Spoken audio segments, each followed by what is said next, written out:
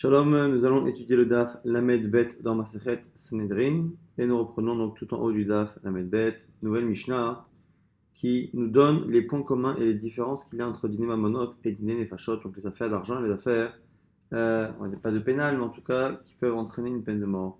Diné Mamonot et Diné Nefashot, que ce soit Mamonot ou Nefashot, normalement, Bedrisha ou Bachakira, il va falloir faire Drisha Bachakira, c'est-à-dire des recherches approfondies pour vérifier la véracité des propos qui sont tenus par les deux témoins. Chez Neymar, comme c'est marqué, Mishpat Echad et Yelachem.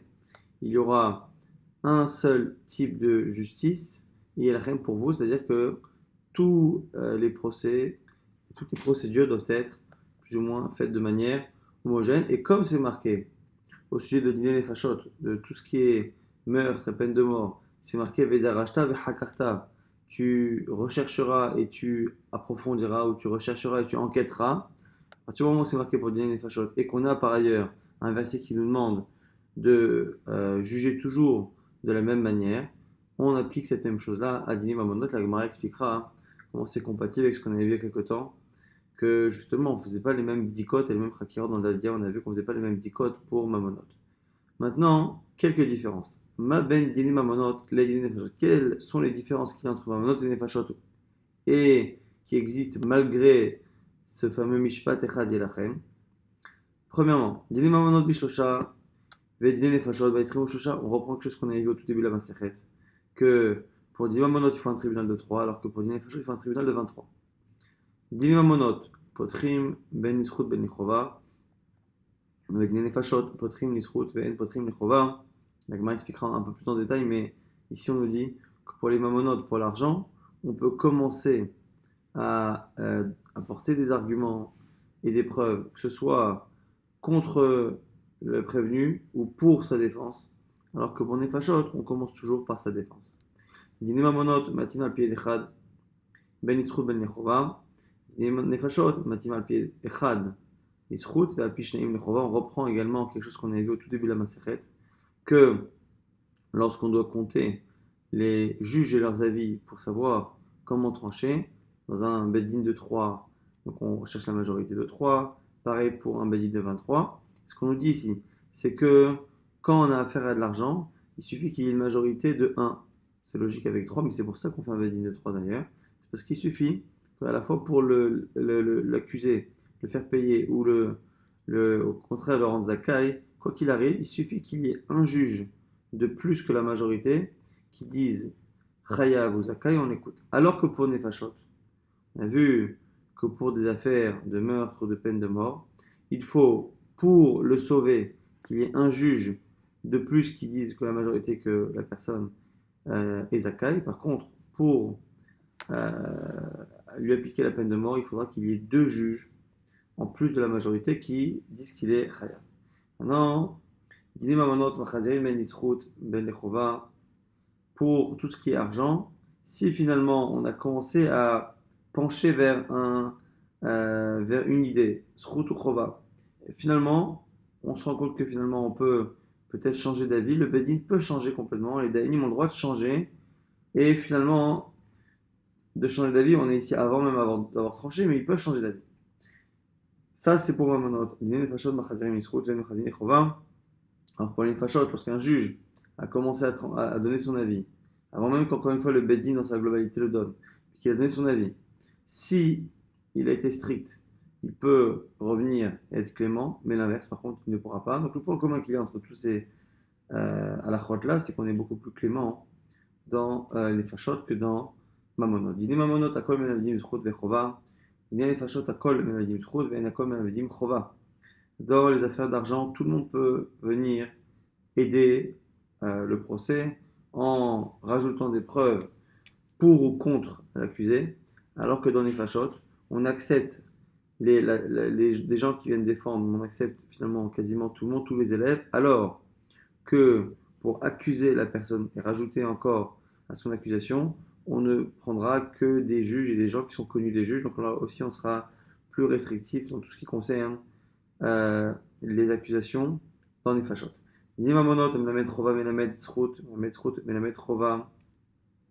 On nous dit ici que dans Mamonot, quand on a un des juges qui a commencé à apporter des preuves contre la personne, il peut après finalement en apporter pour, il a commencé pour, il peut apporter contre.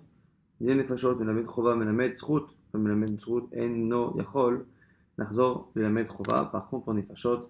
S'il a commencé par apporter des preuves contre, il pourra finir par apporter des preuves pour, mais l'inverse, il ne pourra pas. Dine mamonot danim ayom vegomrim balayla. Pour un procès de manière générale, il faut toujours commencer le procès le jour. Simplement, on nous dit ici que pour mamonot, on commence le jour, mais on a le droit, on tolère de terminer la nuit. Dine fachot pour une peine de mort. Danin bayom vegomrim bayom. Il faut absolument que tout se fasse en journée, le début et la fin. Et au-delà de ça, on rajoute encore que dine mamonot gomrim bobayom ben isrut ben lechova, que pour de l'argent, si on a la possibilité de terminer le procès le jour même, une fois qu'on a pris la décision, on peut terminer le procès, on le fait, que ce soit pour ou contre la personne. Dîner nefashot, si c'est un problème de nefashot, gomrim bo bayom lisrut, ou bayom shelacharav lechova. Alors que pour nefashot, on fait une distinction. Si les juges penchent vers une défense de la personne et un acquittement, à ce moment-là, on peut acquitter le jour même. Si par contre, on voit que on va l'accuser et donc le rendre coupable, à ce moment-là, il faudra attendre le lendemain pour trancher. Là aussi, c'est une manière d'attendre et de laisser la possibilité de la personne, que c'est marqué que normalement on cherche à ce que les juges tentent de sauver le plus possible la personne qui est accusée. Conséquence de cela, on ne peut pas faire dîner des fachot la veille de Shabbat, la veille de Yom Tov, au cas où la personne serait coupable, et il faudrait mettre à mort le lendemain, Shabbat et Yom Tov, ce qu'on évite de faire. Dîner mamonot, atumot, vatarot, matrilim, minagadol. Lorsqu'on a affaire à des problèmes d'argent, des problèmes de touma, vetara, de pureté, d'impureté, matrilim, minagadol. Quand on donne on demande aux juges de donner leur avis, on demande aux plus grands d'entre eux de se prononcer par kavod. Par contre, dîner des fachot, où la conséquence peut être une peine de mort, et qu'on a peur que si le premier qui s'exprime est le plus grand des sages, on a peur que les autres après se rangent derrière son avis, matrilim, minatsan, on commence par le côté, c'est-à-dire par les rabbanim les moins importants. À kol ksherin nadun dîner mamonot, tout le monde est apte à juger des affaires d'argent. Alors que pour juger des affaires de nefashot, il faut absolument que les gens qui siègent au tribunal soient soit des Kohanim, soit des Lévi'im, soit des gens qui sont ni l'un ni l'autre des Israélites, mais dont les familles ont été vérifiées, dont l'ascendance a été vérifiée et entre guillemets est pure, à tel point qu'on peut les marier à des Kohanim, comme on l'a vu dans Kiddushin, on va mode que les Kohanim doivent chercher, quand ils se marient avec des Israélites, à ce que la famille soit justement vérifiée et pure au niveau de l'ascendance. Et donc du coup, on voit ici que même au niveau du Yichus Mishpacha, on a de plus grandes restrictions pour dîner Fashot que dîner Mamonot. Maintenant la Gemara s'étonne de la première phrase de la Mishnah. Mishnah avait dit Echad dîner Mamonot, Echad dîner Nefashot, Bidrisha Bachakira. Que ce soit pour l'argent ou Nefashot, il faut Drisha Bachakira, il faut les mêmes recherches pour essayer de trouver une contradiction dans les témoins. La Gemara s'étonne, dîner Mamonot, Bimbernan, Drisha Bachakira. Depuis quand pour l'argent il faut faire Drisha Bachakira? Pourtant il y a une braïta qui dit Ominu. Shtar Shezmano Katu Bechad Benitsan Bashemita. On a un document de prêt qui est daté du 1er Nissan de l'année de la Shemitah, donc quelques mois avant que la fin de la Shemitah arrive et donc que tous les prêts s'annulent. Et des témoins viennent et disent à propos des témoins qui ont signé dessus, ils n'ont pas dit à l'oral ça s'est passé, ils ont signé dessus. Et donc en signant sur un document daté du 1er Nissan, c'est comme s'ils avaient dit ça s'est passé le 1er Nissan. Et alors ils disent comment pouvez-vous témoigner que vous avez assisté à ce prêt-là, à cet emprunt, ce jour-là. Alors, obéissant Plony, mais ce jour-là, et maintenant il était même à Camplony, vous étiez avec nous ailleurs. Quelle est la conséquence normalement lorsque les deux témoins disent ça? C'est que le premier témoin sont Zomemi, mais qu'on annule ce qu'ils ont dit. Et pourtant, si on dit quoi? Shtar Kacher. Le document est caché. Et les Haïdav, Ksherim et les témoins du document restent Ksherim, aptes à juger. La Gemara nous explique pourquoi. Chayshinan Shema, Icharuhu, on craint, on imagine qu'il se peut qu'en fait, en réalité, ça s'est passé avant, mais qu'on a écrit le document plus tard. Donc ici, on n'a pas des témoins qui s'expriment à l'oral sur la date. On a un document qui sort avec des témoins qui signent et la date qui est marquée sur le document, c'est le 1er Nissan. On a, nous, deux témoins qui prouvent que les témoins n'ont pas pu assister au 1er Nissan. On se dit non, peut-être que la date a été modifiée, qu'en fait ça s'est passé quelques jours avant et qu'ils ont finalement, quelques jours après, écrit le document et mis la date du jour de l'écriture alors que les faits se sont déroulés quelques temps avant. Et donc, du coup, la Gemara maintenant explique en quoi cela est une couchia par rapport à notre Mishnah. Vis kadatar be'inan drisha b'chakira. Et si tu disais que même dans les affaires d'argent, on fait cette mitzvah de drisha b'chakira, c'est-à-dire de chercher absolument la contradiction qui pourrait remettre en cause le témoignage, qu'est-ce que tu vas avoir de plus que ces contradictions? Comment est-ce possible alors qu'on a un contrat avec une date et deux témoins qui mettent en question la date? Comment est-ce possible que l'on tienne compte encore une fois de ce document? Le problème des Haïdim, c'est encore autre chose, mais surtout par rapport au document, c'est en cela une vraie contradiction. L'Agma, au lieu de répondre, répond par une autre question. Et toi, vite ta mère, et toi qui poses la question, est-ce que tu n'as pas un autre problème? Il y a aussi une Mishnah qui te pose problème. Pourquoi? Il y a une Mishnah là-bas dans Shvaït qui dit quoi?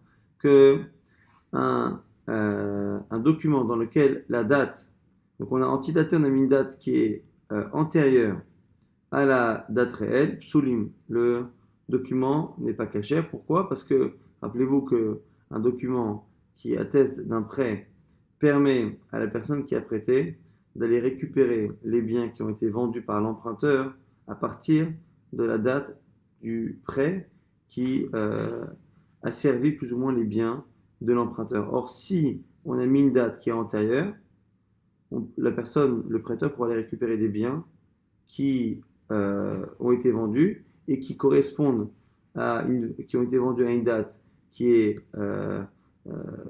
plus tardive que le document, alors qu'en réalité, l'emprunt s'est fait après. Par contre, l'inverse. Mais au Kharim, Chérim c'est caché. Pourquoi? Parce que, à la limite, s'il décide, le prêteur, de mettre une date qui est postérieure à la date réelle de l'emprunt, c'est lui qui perd, puisqu'il perdra toute une période ou une période de vente où il ne pourra pas récupérer ses terrains. Donc la Gemara dit, mais voilà, avant d'apporter ta braïta, il y a déjà une Mishnah ici qui pose problème, puisqu'elle a l'air de dire qu'on peut utiliser des documents qui sont Meucharim. Et si on dit qu'il faut Drisha B'Chakira, à ce moment-là, comment dire que c'est caché? Alors, celui qui a apporté la braïta dit, écoute, ce que tu me dis, c'est pas réellement un problème. Parce que, halokasha, de adifa mina ka'amrinan. Parce que moi, la braïta que j'ai apportée, elle est plus forte que la Mishnah. Pourquoi? Parce que moi, je t'ai apporté une braïta dans laquelle on parlait là-bas du premier Nissan de la Shemitah, qui est une période où les gens n'ont pas l'habitude de prêter. Là, tu aurais pu dire, on aurait pu penser là-bas qu'il est improbable qu'il y ait eu réellement un emprunt et qu'on ait changé la date. Dès l'homme parce que ça aurait pu être louche aux yeux des gens que quelqu'un fasse un document justement juste avant la Shemitah où il risque de perdre son prêt et ça mettra en cause le document. Sauf à Mishametet, Marshainan, au final, on dit que malgré cela, puisque finalement c'est à la fin de l'année que la Shemitah prend effet et annule les prêts, on dit tout de même que c'est caché. Donc finalement, la Gemara dit effectivement c'est la même Kushia. Notre Mishnah qui dit que on fait Drisha B'Chakira pour l'argent est une contradiction à la Mishnah de Shivaït qui parle de Shtaré à Meucharim, mais également à celle de la Braïta. Mais ce que la Gemara nous dit, c'est pourquoi celui qui a été matché, qui a apporté cette preuve, a préféré apporter une objection de la Braïta et non pas de la Mishnah. C'est parce que dans la Braïta, on va encore plus loin dans ce raisonnement. C'est-à-dire que ce qu'on a dit là-bas dans la Mishnah de Meucharim Ksherim, on va encore plus loin dans le cas de la Braïta, puisque c'est un cas où ce fameux document que l'on pense être éventuellement écrit de manière postérieure par rapport au vrai emprunt se fait et daté d'une date d'une année de Shemitah où normalement on pourrait partir du principe qu'il n'y a jamais eu réellement d'emprunt, qu'un qu'il y a eu et qu'on a retardé cette date-là malgré le risque qu'il y avait de retarder la date et la remise en cause qu'il pouvait y avoir du document. Donc en tout cas, quoi qu'il arrive, une fois qu'on a compris pourquoi on a préféré objecter d'une braïta au lieu d'objecter d'une Mishnah Shiraït, quoi qu'il arrive, au final, cette Mishnah et cette braïta sont en contradiction avec notre Mishnah, c'est-à-dire que la braïta et la Mishnah de Shiraït ont l'air de dire que s'il y a une contradiction entre la date du document et ce que des témoins disent, ça ne pose pas de problème. Et chez nous, on dit dans Vedarashta Vechakarta que tu dois absolument en faire Drisha Vechakira et tout chercher pour essayer de contredire les preuves pour remettre en cause les preuves. Et comme Kacha, la Gemara dit bon, allez, et tout de même la question, la Gemara maintenant va nous rapporter plusieurs réponses. Et comme moyen mémotechnique des rabbanim qui se sont exprimés, on nous donne ici les lettres Chet, Resh, Pe, Shin, Siman, Harpash, pour se rappeler encore une fois des noms. Le premier étant Chet de Rabbi Chanina. Rabbi Chanina, Dvar Torah, Echadinim Amonot, Echadinim Nefashot, Bedrishav Hakir. On l'a dit hier rapidement dans le DAF. Au niveau de la Torah, normalement, il devrait y avoir Mina Torah, la même chose, c'est-à-dire Drishav Hakira, des recherches approfondies, quand c'est marqué Vedarashav Hakarta pour les dîners Fashot, et que chez Nema, Mishpat Echad Yelachem, il faut que la justice soit un système qui fonctionne de la même manière. Et pourquoi finalement les Chachamim ont dit plus tard que pour l'argent on ne cherche pas autant pour ne pas fermer la porte à ceux qui veulent emprunter. Parce que si on essaye autant de casser des preuves pour des mamonotes pour une fachot, personne ou des gens auront du mal à récupérer l'argent qu'ils ont prêté. À partir du moment où chaque témoignage, chaque preuve qu'ils apportent, le juge cherche encore une fois, cette Risha Bachakira cherche à tout casser. Du coup, les gens n'accepteront plus de prêter de l'argent parce qu'ils savent qu'ils ont des chances importantes de ne pas récupérer l'argent à cause de cette Risha Bachakira. L'Agma a dit bon, maintenant, est-ce que le juge, puisqu'on ne le laisse plus creuser de cette manière, est-ce que si le juge se trompe, est-ce qu'on lui demande de payer? Normalement, on a vu il y a quelque temps qu'un juge, lorsqu'il se trompe, doit payer l'argent qu'il a fait perdre à la personne à cause de son erreur.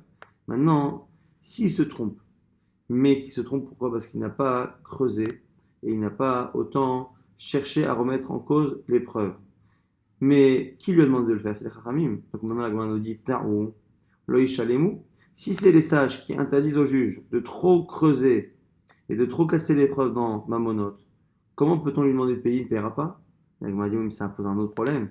Koshekel Shetin Ol Delet Bifnelovin. Si le juge, lorsqu'il se trompe, ne doit pas rembourser, là également, ça va encore plus décourager les gens de prêter l'argent. Ils vont dire, moi je prête pas, la dernière fois que j'ai vu un type prêter, il a voulu réclamer quelque chose, le juge s'est trompé, et quand le juge s'est trompé, il ne lui a pas remboursé l'argent.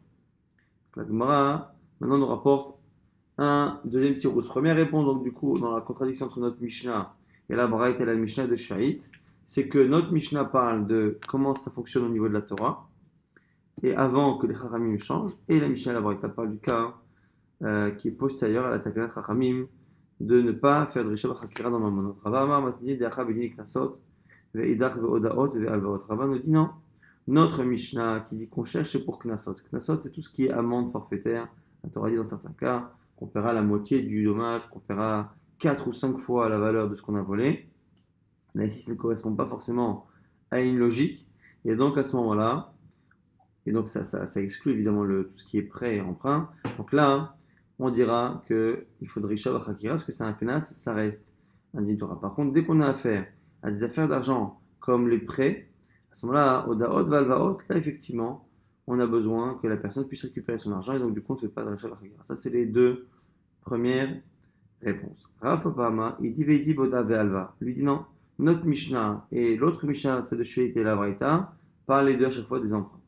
Kan Bedin Merume, Kan Bedin She'eno Merume. Ici, c'est pour nous dire qu'on fait une distinction entre un cas où on sent que la personne est malhonnête. La Gemara ici va nous dire que lorsque le juge sent que la personne qui est en face apporte de bons arguments à un dossier qui est bien préparé, mais les juges sentent que la personne est en train de ruser, à ce moment-là, on continue d'appliquer Drisha Bachakira. C'est-à-dire que ce que les Chachamim ont dit de ne plus faire Drisha Bachakira, c'est lorsque on a l'impression d'avoir deux personnes honnêtes. Lorsqu'on voit clairement que l'un ne l'est pas, on fait Drisha Bachakira.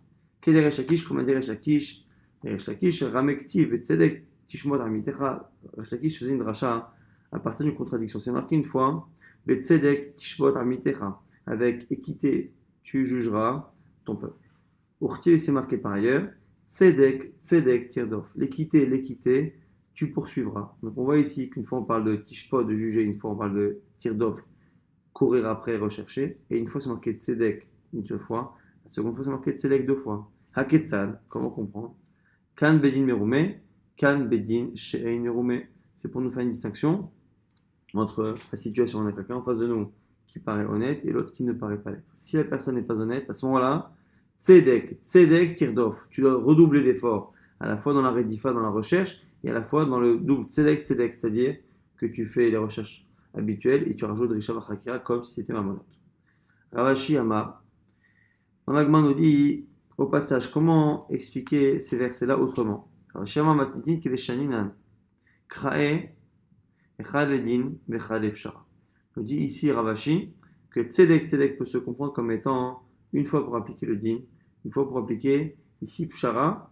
Pshara, c'est le fait de couper la poire en deux et de faire un jugement comme ça un peu intermédiaire. Quel est comme c'est marqué dans une braïta, tzedek tzedek tirdof. L'équité, l'équité, tu poursuivras. Echad edin vechad et pshara. Un pour nous apprendre qu'on applique la loi et une fois pour dire pshara. Ketzad, exemple, shte sfinot ovrot banahar, deux bateaux dans un fleuve. Osé basé et les deux se rencontrent et l'un doit passer avant l'autre. Si les deux passent en même temps, les bateaux se cognent et coulent. Si l'un attend l'autre, tout va bien. Pareil pour deux chameaux, même exemple, qui allaient vers Bethroron. Osé basé se rencontrent, là-bas des escaliers, donc du coup, pour passer, il faut que l'un passe. Si les deux passent, les deux vont tomber sur les côtés. Si l'un attend l'autre, les deux peuvent passer. Haketsad, comment fait-on?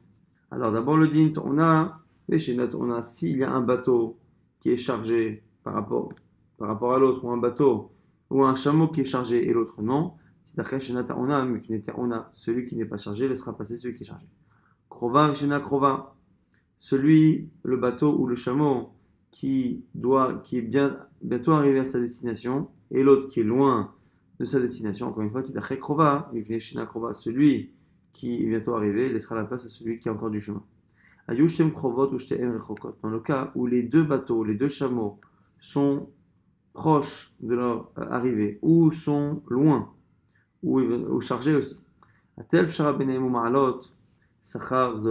ces cas-là, que fait-on?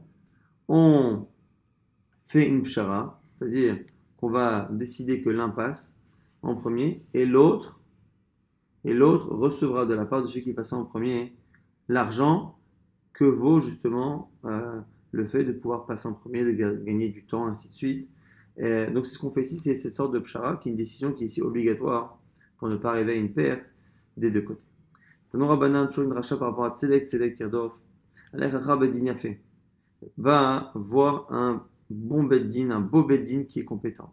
C'est ça, de poursuivre l'équité de deux manières. Tzedek, tzedek, tirdof. Rabbi Eliezer, les lods d'exemple comme le beddin de Rabbi Eliezer, l'od.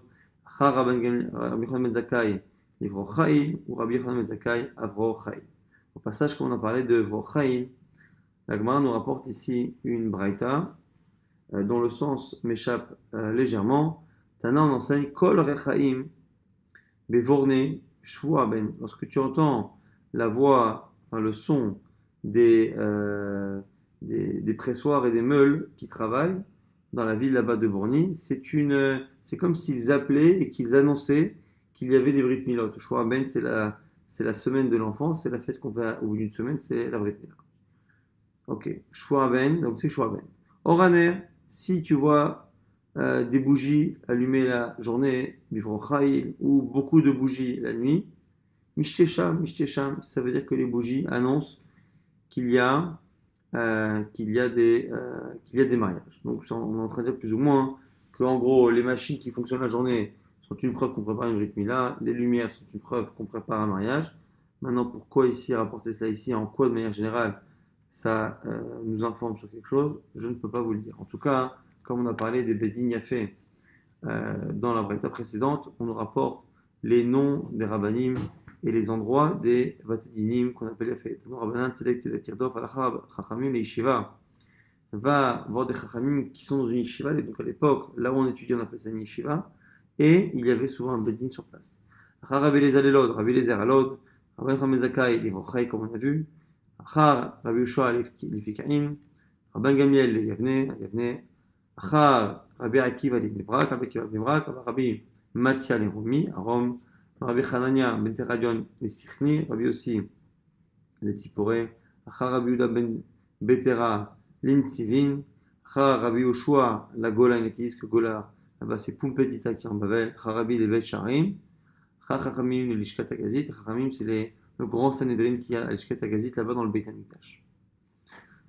On reprend la Mishnah. Dîner Mamanot, on avait dit que quand on a entendu les arguments de chacun, on avait dit que pour l'argent, Potrim, on peut commencer à la fois par accuser et à la fois par défendre. Alors que dans Dîner Fachot, on ne commence que par défendre. Et Chiamrina, comment ça fonctionne? Amar Aviuda, Chiamrina Nehu, Meyemar, quel est Kamritou?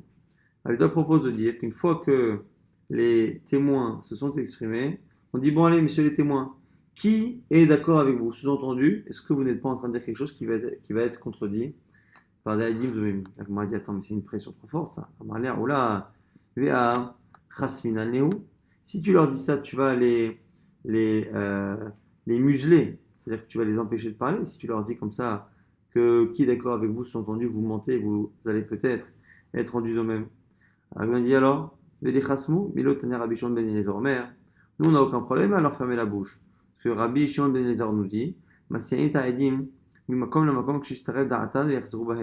on déplace les témoins d'une pièce à l'autre pour qu'ils soient perturbés et qu'ils finissent par revenir sur leur témoignage. Donc ça ne nous dérange pas.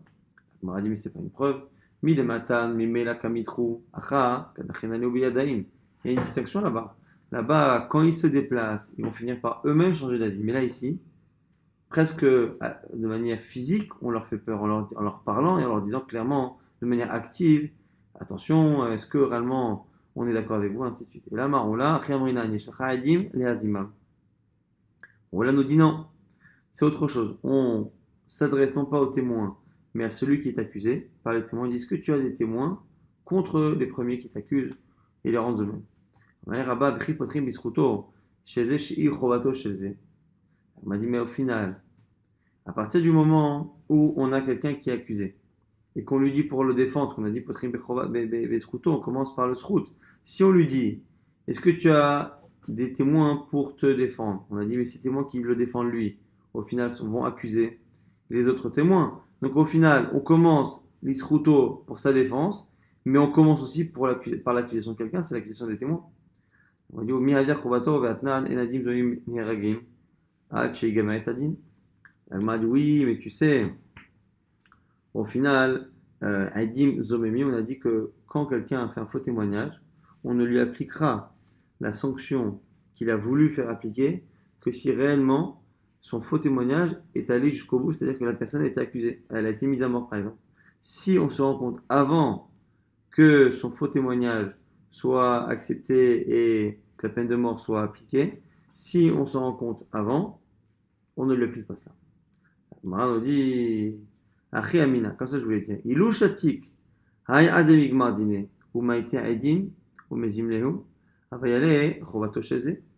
On m'a dit, oui, c'est vrai, mais au final, si il ne dit rien et qu'on amène des témoins, il y a tout de même Chovato, donc on est quand même dans une situation où en voulant commencer par défendre l'un, tu finis par amener une situation où la personne pourrait éventuellement être une autre personne pourrait être punie. Et là, Maraba, Rabbanou dit, Amrina, on ne parle pas de Haïdim Zomemi, on s'adresse ici à l'accusé, on dit voilà, est-ce que tu as des témoins pour contredire ce que les autres disent, mais pas contredire de manière à ce qu'il y a Haïdim Zomemi. Rappelez-vous que pour appliquer le din Haïdim Zomem, il faut que les deux témoins viennent témoigner que les témoins étaient ailleurs au moment où ils sont censés avoir vu la chose.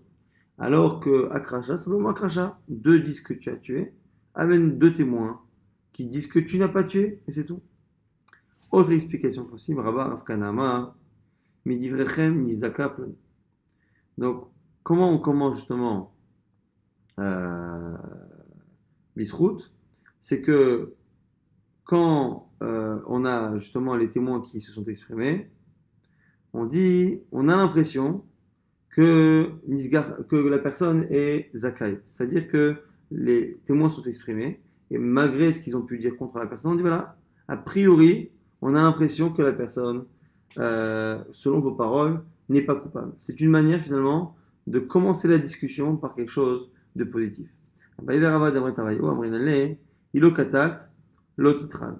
Alors, Rava propose autre chose. C'est qu'on dit à la personne justement qui est accusée, malgré le fait que des témoins viennent éventuellement l'accabler, à ce moment-là, on se retourne vers lui et on dit écoute, si tu n'as pas tué, ne t'inquiète pas, tout ira bien, tu finiras par trouver des preuves, des témoins que tu n'as rien fait. Dernière explication, Ravashiyama, Mishode alosrut, yavo belamed alav. Lui dit non, la phrase positive qu'on a dit dans la Mishnah, potrim, lisrut, c'est qu'on se retourne vers l'assistance, c'est qu'on dit voilà, messieurs, tout celui qui est au courant d'une information pour la défense de l'accusé, que cette personne-là se prononce. C'est-à-dire qu'il a été d'Abaye Verava, il y a une braïta qui confirme cet enseignement de Abaye Verava. Rabbi Omer, Imlo Shachav Ish Otach, Veimlo Satit, Tach Sher Inaki, Imea Marim, Emererim, là-bas c'est marqué dans Sota, lorsqu'on parle d'une femme qui est éventuellement accusée, soupçonnée d'avoir commis un adultère, on lui dit voilà, avant même de parler de la. Le Kohen lui annonce ce qui va arriver, mais on commence par imaginer une situation où elle n'a pas fauté, tu n'as pas eu de relation avec un homme et tu n'as pas trompé ton mari, Inaki, tu seras rendu propre par ces eaux-là que tu vas boire. De là, on voit qu'on commence à ouvrir les nefashot. On va rapidement résumer ce daf qui était tout de même légèrement plus court et plus simple que les dapim précédents. La Mishnah avait énuméré de nombreuses différences entre nefashot et mamonot, au-delà du nombre de juges 3 et 23. C'est surtout le fait que là où, dans tout ce qui est mamonot, on ne fait pas de distinction entre l'accusation et la défense, le fait d'accuser et le fait de défendre la personne qui est accusée, alors que dans Nefashot, on donne toujours la priorité, à la fois dans la chronologie et à la fois dans le type de personne qui peut éventuellement accuser ou défendre, on donne toujours la priorité à la défense de la personne et non pas au fait de l'accuser. C'est globalement ce qu'on pouvait résumer de cette Mishnah. On a vu également que on avait plusieurs explications pour justifier la contradiction de notre Mishnah qui avait l'air de dire que même dans Mamonot on fait de Risha Bachakira. Or on sait que non. Donc il y a qui donnent plusieurs explications qui sont plus ou moins compatibles. La question c'est quelle est celle qui rentre dans la Mishnah. Déjà, des Risha Bachakira, c'était ce qui était demandé à l'origine dans tous les tribunaux de Nefashot ou de Mamonot, mais les Chachamim ont dit que à cause des prêts, on va éviter de rendre les procès trop compliqués, et donc du coup, on a fait en sorte qu'on ne fasse plus des Risha Bachakira pour les Mamonot. On voit aussi que certains disent que notre Mishnah parle peut-être de Knasot, et pour que les Knas, on aurait gardé éventuellement ça, mais c'est pour Oda ou Alvaot que c'est différent, ou peut-être que même pour Oda et Alva'a, notre Mishnah parlerait donc après la Takanat Chachamim, et malgré cela, on ferait une distinction, même dans Oda et Alva'a, si on a affaire à une personne que l'on sent être malhonnête, on fait tout de même Risha Bachakira pour éviter de se faire avoir. On a vu qu'on avait un verset Tzedek Tzedek Kirdov qui voulait dire soit justement qu'on peut être plus pointilleux dans la recherche lorsqu'on a affaire à quelqu'un qui paraît être malhonnête. On apprend également que parfois il faut faire une pshara, savoir appliquer le din ou parfois couper la poire en deux. On a vu également que Tzedek Tzedek Tzedek, ça nous rappelait la nécessité de chercher un beddin de qualité. Et la Gemara avait rapporté les noms des batédinim les plus réputés de l'époque. Et on avait terminé avec cette histoire de potrim, qu'on commence, après avoir écouté les prévenus et les témoins, on commençait toujours par du positif, par la défense de la personne lorsqu'on a affaire à des nefashot, ce qui n'est pas le cas dans Mamonot. Et on avait donné plusieurs explications. Quel est finalement ce début-là? Il y en a qui disent qu'on met la pression aux témoins en leur demandant si ce qu'ils ont dit est vrai, est-ce qu'ils ont vraiment des preuves sur ce qu'ils disent. Il y en a qui disent qu'on se retournait vers l'accusé pour lui dire est-ce qu'il a des témoins qui contredisent ce que les témoins ont dit. Il y en a qui disent qu'on rassurait l'accusé en lui disant que s'il n'est pas fautif, il trouvera forcément une solution. Il y en a qui disent qu'on faisait une annonce générale pour dire, et c'est le dernier avis, qui demandait à toute personne au courant d'une information qui pourrait permettre de sauver l'accusé, que ces personnes s'expriment là. C'est toute une manière, encore une fois, encore différente, de commencer le procès par quelque chose qui permet éventuellement de sauver la personne pour faire la mitzvah, hein, de Vedarashta, Vechakarta, de recherche, et en même temps, Isilu Aïda, que l'Assemblée cherche justement à sauver l'accusé de la peine de mort.